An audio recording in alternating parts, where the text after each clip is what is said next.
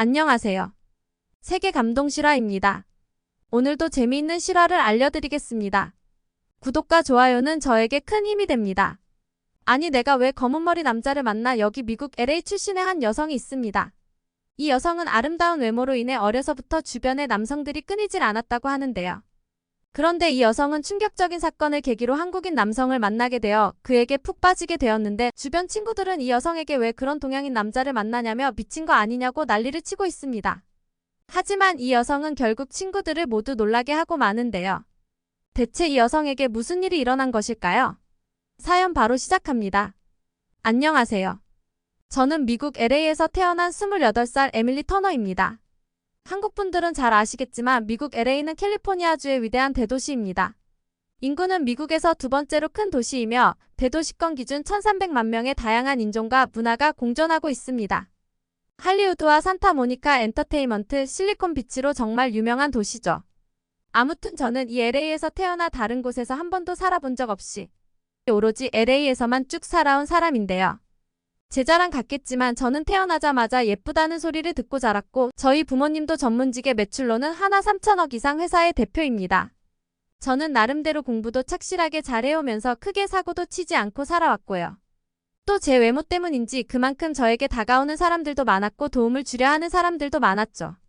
당연히 여자들보다는 대부분 남자들이 그렇게 접근하는 경우가 많았고요. 저는 이러한 관심과 호의는 고마웠지만 그렇다고 인생을 대충 살거나 남에게 의지하면서 살진 않았답니다. 누군가의 도움을 받으며 살기보다는 주체적으로 살기 위하여 스스로 노력을 많이 했던 것 같아요. 예를 들어 제가 짐을 들고 갈 때 누군가가 와서 대신 들어주겠다고 할 때도 저는 괜찮다고 하며 그냥 스스로 들고 가려 했고 버스에서 남자들이 제게 앉으라고 자리를 양보해 줄 때도 저는 늘 그런 호의를 정중히 거절하곤 했어요. 지금 생각해보면 저는 그러한 도움을 받는다는 게 약간 자존심이 상하는 일이라는 생각이 들었던 것 같기도 해요. 그리고 왠지 제 외모를 보고 괜히 환심을 사려고 그러는 것 같아 더욱 꺼려지기도 했던 것 같고요. 아무튼 이런 제 성격에도 불구하고 저에게는 늘 많은 남자들이 끊임없이 접근하곤 했습니다. 솔직히 제가 초등학생 무렵부터 남자들이 꼬이기 시작했으니 지금까지 거의 15년이란 세월 동안 얼마나 많은 남자들이 저에게 다가왔는지 셀 수도 없을 정도로 많았죠. 그리고 이 수많은 남자들을 겪어오면서 당연히 데이트도 해보고 때로는 연인으로까지 발전한 적이 있기도 했는데요. 그들 중에는 정말 유명한 인플루언서도 있었고 혹은 엄청나게 돈이 많은 사람도 있었으며 때로는 배우처럼 굉장히 잘생긴 사람도 있었습니다. 물론 만날 당시에는 나름 재미는 있었던 것 같아요. 여행도 가고 맛있는 것도 먹으러 다니고 좋은 것도 구경하고 했으니까요. 그런데 저는 정말 큰 고민이 있었어요.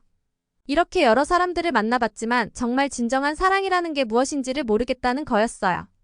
만나고 있을 때 재밌고 좋았던 건 맞지만 내가 그 사람을 진심으로 사랑하고 있느냐고 스스로에게 물으면 쉽게 대답할 수가 없을 것 같았습니다. 즉 제 삶은 겉으로는 화려해 보였겠지만 내면은 항상 공허함으로 가득 차 있는 것만 같았어요. 수많은 남자들이 저의 아름다움을 보고 다가왔지만 그들과의 만남은 언제나 피상적이었고 늘 저의 외모에만 매료되어 있었고 저의 내면을 들여다보려 하지는 않는 것 같았죠. 그래서인지 저는 그들과 함께 있을 때조차도 외로움을 느꼈어요. 그들의 말과 행동은 진심이 아니었고 그저 저의 외모를 소유하려는 욕망에 불과한 것 같았죠. 이런 게 제게 느껴지다 보니 저 또한 어느 누구도 진심으로 사랑하게 되었던 적이 없었습니다. 그래서 누굴 사귀더라도 오랫동안 사귀어 본 적도 거의 없었어요. 물론 제가 사람을 짧게만 만나고 갈아치우는 가벼운 여자처럼 보일 수도 있다는 건 아는데요. 사실 저는 새로운 사람들을 만나고 알아가는 것에 대해서는 나름대로 흥미를 느꼈고 또 그 과정에서 정말 진정한 사랑이 나타나지 않을까 하는 기대도 계속 가지고 있었던 것 같아요. 그런데 그렇게 계속해서 만남을 가지다 보니 이제는 사람과의 만남이 더 이상 특별하게 느껴지지도 않았고 정말 영화나 드라마 속에 나오는 가슴 떨리는 사랑은 영화 속에서만 있는 걸까 하는 생각에 언제부턴가 제 일상은 무미건조함으로 가득 차게 되었죠. 그리고 그렇게 어느 순간부터는 더 이상 남자와의 연애도 하지 않게 되었어요. 그렇게 몇 달쯤 지났을까요? 어느덧 고향 LA에 가을이 가고 겨울이 찾아왔습니다. 그해 LA의 겨울은 정말 길고도 추웠어요. 예전 같았으면 옆에 남자가 있었겠지만 홀로 보내는 이번 겨울은 유난히 더 춥게 느껴지는 것 같기도 하더군요. 그러던 어느 날이었어요. 평소 술을 즐기는 편이 아니었던 저는 이날따라 어떤 이유에선지 무척이나 술이 땡기더라고요. 간만에 혼자 도시의 화려한 불빛 사이로 발걸음을 옮기게 되었죠. 저의 발길이 멈춘 곳은 산타모니카 거리의 한 분위기 좋은 바였고 문을 열고 들어서자 시원한 공기가 저를 맞이했죠. 바의 내부는 고풍스러운 가구와 화려한 장식으로 꾸며져 있었고 조용한 음악이 흐르고 있었습니다. 저는 바 테이블에 앉아 바텐더에게 칵테일 한 잔을 주문했고 이내 멋있는 잔에 담긴 칵테일이 제 앞에 놓여졌습니다. 저는 천천히 잔을 들어 칵테일을 한 모금 마셨고 기분 좋은 달콤함이 오늘은 무슨 일이 생길 것 같은 느낌이었죠. 저는 그렇게 몇 차례 칵테일을 마셨는데 달콤한 칵테일은 몸은 기분 좋게 해주었지만 마음속엔 어떤 감정이 자리 잡았었습니다. 외로움이었죠. 저는 바에서 창밖을 바라보았어요.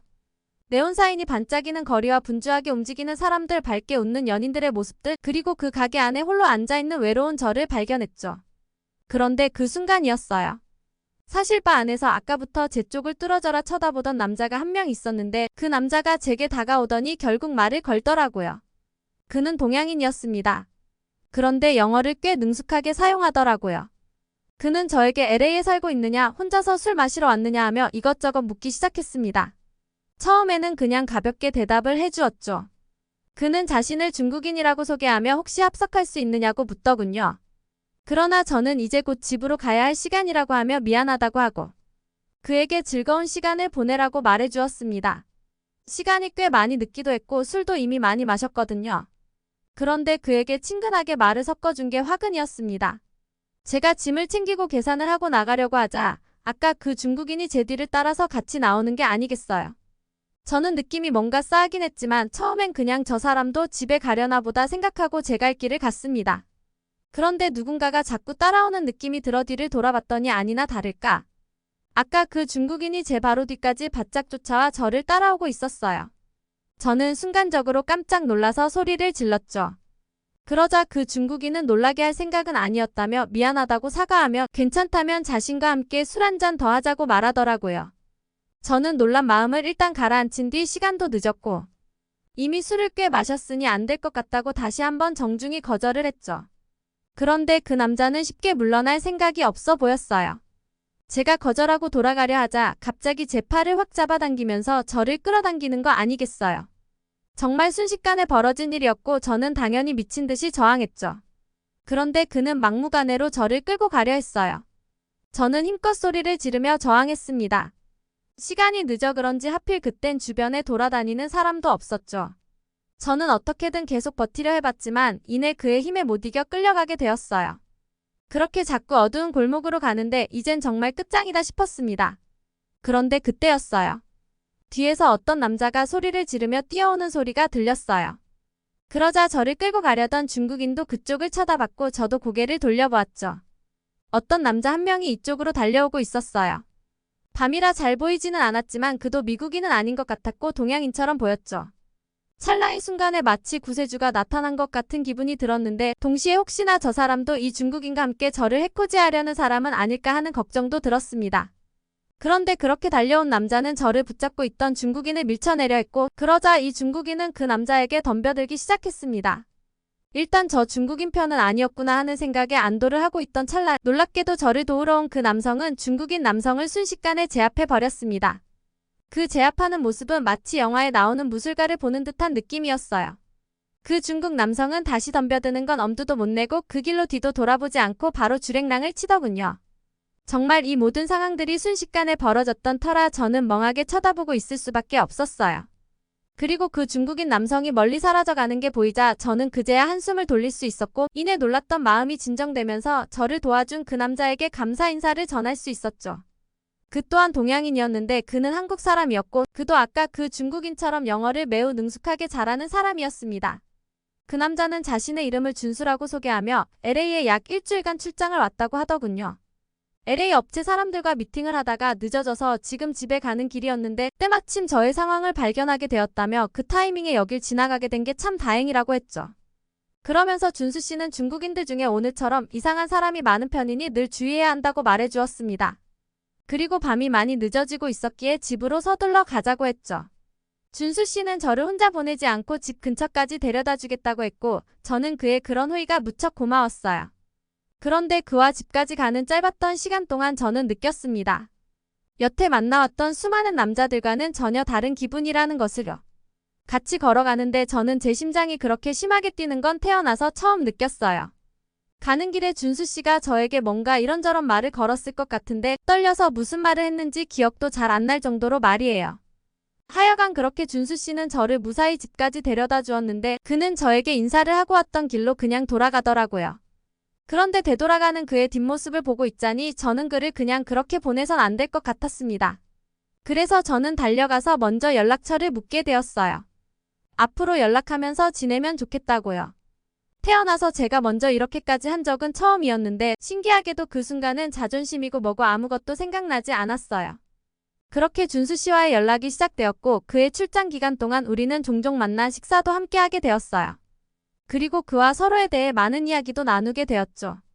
밝을 때 보니 준수 씨는 생각보다 얼굴도 꽤 잘생겼더라고요. 준수 씨와 대화를 나누면서 그에 관한 놀라운 사실들도 알게 되었는데요. 그는 한국의 특전사 출신으로 태권도와 복싱과 같은 무술을 꽤 오랜 기간 수련한 유단자라고요. 어쩐지 제가 중국인에게 당하고 있을 때 보여주었던 번개 같은 움직임이 그냥 나온 게 아니구나 싶었죠. 그때 봤던 몸놀림이 태권도로 다져진 몸놀림이란 걸 알게 되었죠. 그리고 준수 씨는 한국에서 어머니가 김치 공장에서 손수 만드신 김치를 미국에 납품하는 일을 하고 있었는데요. 준수 씨는 군대를 제대한 이후에 어머니 밑으로 들어가서 일을 시작하였는데 그게 현재 하고 있는 김치 유통업이라고 하였죠. 또 대단한 게 일하느라 바쁠 텐데 영어를 독학으로 공부해서 이렇게까지 능숙한 실력을 갖추게 된 거라고 하더라고요. 그래서 지금은 이렇게 혼자 출장을 오는 것에도 무리가 없다고 하였고 LA에는 보통 2달에 한 번 정도는 출장을 오는 편이라고 하더군요. 한국인들이 똑똑하다는 소문은 들었는데 그 말이 정말 사실이구나 싶었어요. 아무튼 준수 씨의 이번 출장 기간은 순식간에 흘러가 버렸고 준수 씨가 한국으로 돌아가는 날에 제가 공항으로 배웅하러 나가게 되었는데요. 준수 씨는 다음 달에 또 올 거니 그때 보자고 웃으며 말했지만 저는 왠지 모르게 자꾸 눈물이 나올 것 같더라고요. 그런데 눈물 흘리는 모습을 보이지 않으려고 얼마나 참았는지 몰라요. 그리고 저는 그동안 제 마음을 제대로 다 표현하지 못한 것 같아 준수 씨가 떠나기 전에 결국 용기를 냈어요. 저는 그때 태어나서 처음으로 남자에게 먼저 고백을 했던 것 같습니다. 저는 진심으로 준수 씨와 만나보고 싶다고 이야기했어요. 그랬더니 준수 씨는 그때 중국인과의 사건이 너무 강렬했던 나머지 아마 잠깐의 감정일 거라는 얘기만을 남기고 제 마음도 몰라준 채 그냥 그렇게 한국으로 휙 떠나가 버렸죠. 준수 씨와는 이후에 서로 메신저로만 연락하면서 그렇게 한 달이란 시간이 지나가고 있었어요. 주변의 친구들은 내가 뭐가 아쉽다고 LA의 멋진 남자들을 놔두고 왜 그런 동양인이랑 계속 연락하고 있느냐고 핀잔을 주기도 했어요. 하지만 시간이 지날수록 제 마음은 줄어들기는커녕 더 커져만 가고 이대로는 안 되겠다는 생각에 결심을 하게 되었습니다. 당장 한국을 가야겠다고 말이죠. 저는 처음에는 준수 씨가 부담을 느낄까 봐 준수 씨를 보러 가는 게 아니라 그냥 이번에 한국 여행을 가게 되었는데 그때 겸사겸사 얼굴이나 보자는 식으로 말했어요. 그랬더니 준수 씨는 잘 되었다며 얼른 와서 얼굴을 보자고 이야기해 주더군요. 저는 그렇게 한국행 비행기에 올랐고 한국에 도착한 뒤 준수 씨가 살고 있다는 한남동으로 향했죠. 평생 LA에서만 살아왔던 저는 이동하던 중에 서울의 현대적이고 발전된 모습에 굉장히 많이 놀라기도 했어요. 준수 씨의 동네에 도착했을 때 마침 준수 씨가 일을 마치고 퇴근할 시간이었고 우리는 한 달 만에 다시 만나게 되었어요. 저는 또 한 번 울음이 터질 뻔했지만 억지로 참으며 준수 씨와 포옹을 하였고 준수 씨도 저를 반갑게 맞아주었습니다. 그렇게 저는 이날 준수 씨와 가로수길 근처에 있는 술집에 가서 술을 마시게 되었어요. 한국식 치맥을 먹으러 갔는데 맥주에는 소주도 함께 타서 소맥을 마셨습니다. 이때 우리는 술을 마시며 속 깊은 대화들을 나눌 수 있었어요. 저는 그간 참았던 제 감정을 다시 한번 준수 씨에게 진실되게 이야기하기 시작했죠. 준수 씨가 그렇게 떠나간 이후 시간이 해결해 줄 거라 생각했지만 시간이 갈수록 준수 씨에 대한 마음이 더 깊어만 가는 것 같다고 말이에요. 그리고 사실 한국에 온 건 한국 여행 목적이 아니라 오로지 준수 씨를 보기 위해서 이렇게 온 거라고도 말했죠. 차분하게 제 이야기를 듣던 준수 씨는 말을 꺼냈어요. 사실 준수 씨도 저에게 마음이 있었다고요. 저는 그러면 왜 그때 공항에서 그렇게 매몰차게 떠나버렸냐고 물었죠. 준수 씨는 저처럼 아름다운 사람이 자기를 진심으로 좋아한다는 건 있을 수 없는 일이라 생각했고 단지 그 당시의 일시적인 감정일 거라 생각했다고 하더군요. 그리고 거리 또한 너무나 멀어서 연애가 힘들 거라고도 생각했다고 했죠. 저는 장거리가 문제가 된다면 제가 한국으로 넘어오겠다고 했어요. 그리고 정말 그토록 바라오던 가슴 떨리는 사랑을 발견했는데 이 기회를 놓치면 살면서 또 언제 이런 사랑을 느낄 수 있을지 모르겠다고 말했습니다. 준수 씨는 제 이야기를 듣더니 진심을 느꼈는지 저를 꼭 안아주었어요. 이후 우리는 어떻게 지내고 있냐고요? 저는 한국에 와서 준수 씨가 하는 일을 도우며 함께 지내고 있어요. 부모님 회사에서 배운 마케팅 실력으로 준수 씨의 마케팅 쪽을 제가 맡아서 관리하고 있지요. 또 LA로 출장을 갈 일이 있을 때면 늘 준수 씨와 함께 다녀오기도 하고요. 우리는 내년 가을쯤 결혼도 계획하고 있답니다. 이미 양가 부모님께 인사는 다 드렸고 허락도 받은 상태입니다. 물론 여기에도 많은 에피소드가 있는데요. 이 부분은 다음에 알려드리겠습니다. 허락받기 정말 힘들었거든요. 어쨌든 요즘 일거리가 많아 무척 바빠서 결혼을 서두를 수가 없네요. 그래도 준수 씨와 함께하는 요즘 저는 한국에서 제 생애 가장 행복한 시간을 보내고 있답니다. 평생을 기다려왔던 진정한 사랑을 만나 함께 살고 있으니까요. 앞으로의 제 삶에도 많은 응원 부탁드려요. 조만간 한국에서의 사연도 또 보내드리겠습니다. 다들 건강한 여름 보내세요. 어떠셨나요? 여기까지 LA 3천억 재벌 상속녀 이야기였습니다. 그럼 다음 영상에서 뵙겠습니다. 오늘도 따뜻한 하루 되세요.